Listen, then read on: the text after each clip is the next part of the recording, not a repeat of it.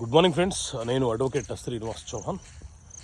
మిత్రులారా, తోబుట్టువుల మధ్య, అన్నదమ్ముల మధ్య, వారసుల మధ్య ఆస్తి బాగా పంపిణీకి కొంత కారణము తల్లిదండ్రులేని చెప్పడానికి మీకు ఒక ప్రాక్టికల్ కేసు చెప్తాను. ఇద్దరు కుమారులు, అందులో ఒక కుమారుడు అబ్రాడ్లో సెటిల్ అయినాడు. ఆ తల్లిదండ్రులకు హైదరాబాద్లో ఒక 300 గజాల స్థలం ఉన్నది.